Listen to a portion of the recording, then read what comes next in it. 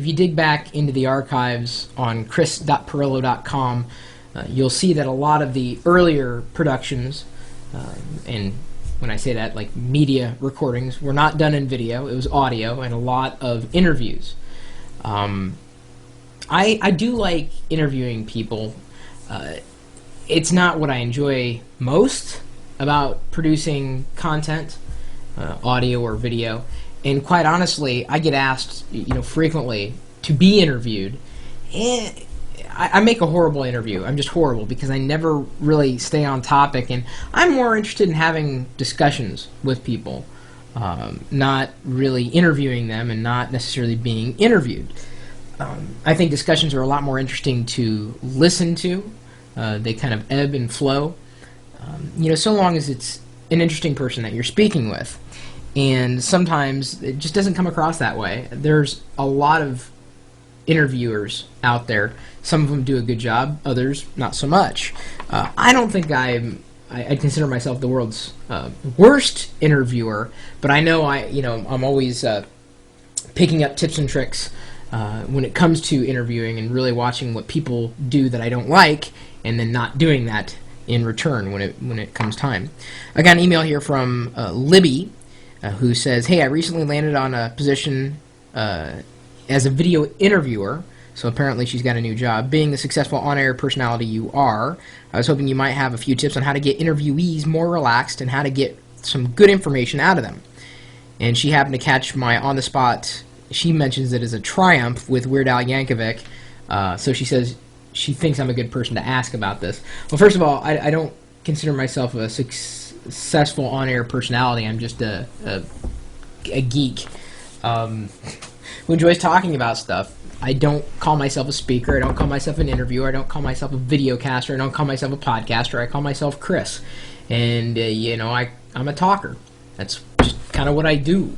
So my style, when it comes to, interacting with other people, specifically for tape to be recorded, it's very casual.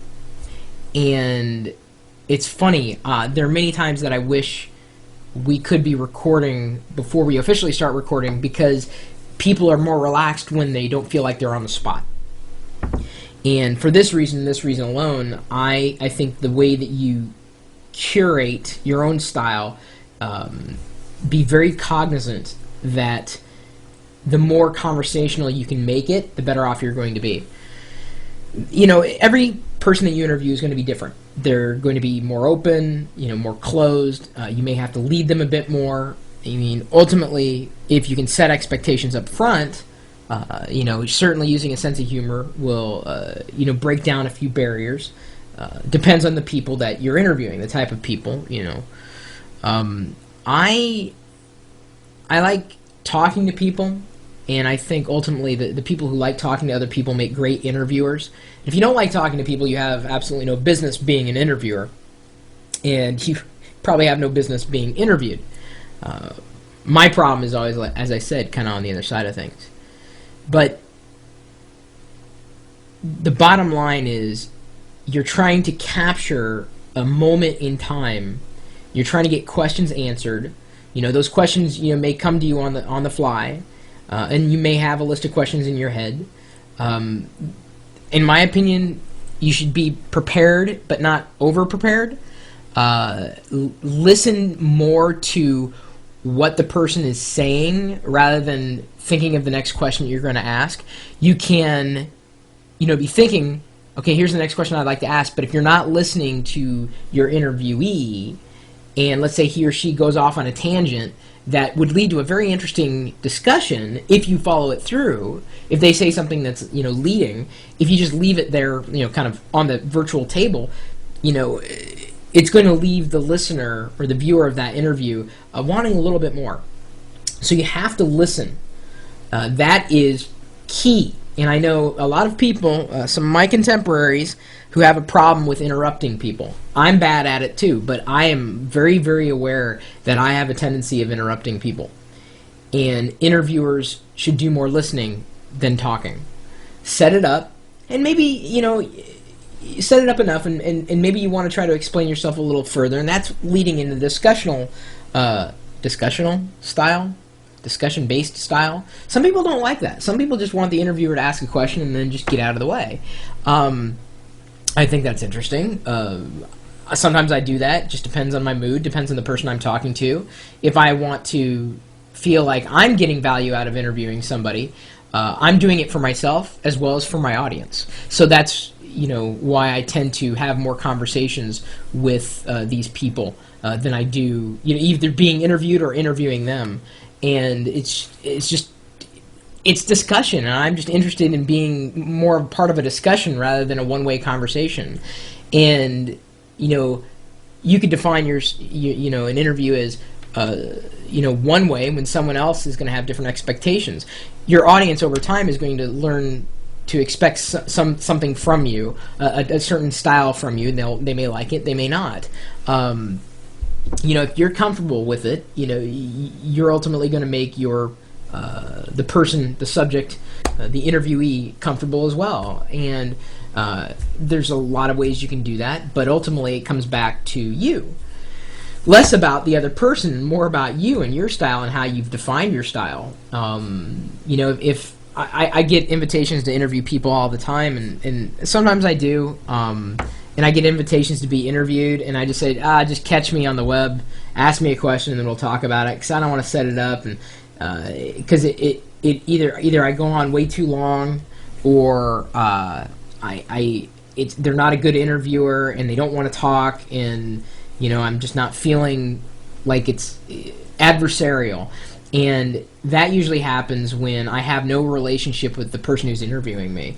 I want to know who's interviewing me, and I want to know that they have done their homework on me, or at least enough. I mean, there are times, and there's exceptions to that rule, but I can definitely tell when someone wants to interview me, if they've just done their research on Wikipedia, or whether or not they've been following, for an extended period of time. And that's always, we all make those mistakes, but, as someone who has always done it because, he wanted to, I take a different approach to it than if I were getting paid by, I guess, a company to do it for them.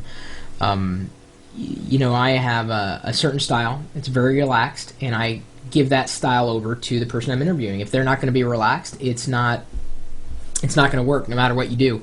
And you have to figure out how that's going to work for you. Because I could sit here and tell you how I do it, and in fact I pretty much did. Sense of humor, learning as much as you can about them, just talking to them, doing a pre-interview, just discussing things, seeing, are they a cold fish? Are they so energetic? What are their hot buttons? What really gets them going?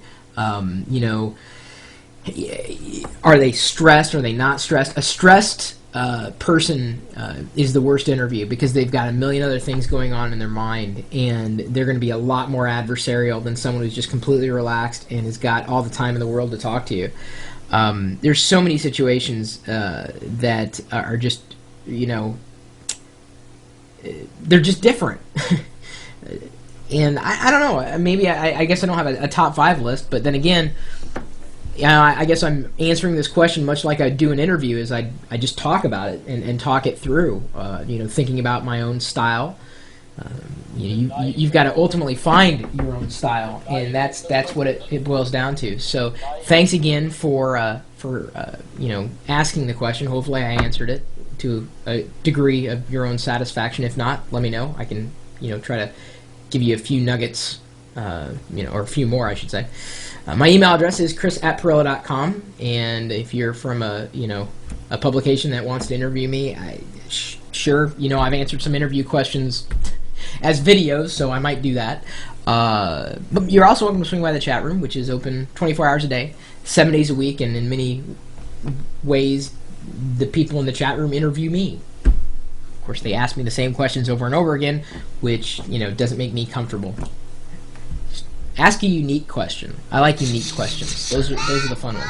Oh, I gotta go. So we'll see you at live.pirillo.com. See you later.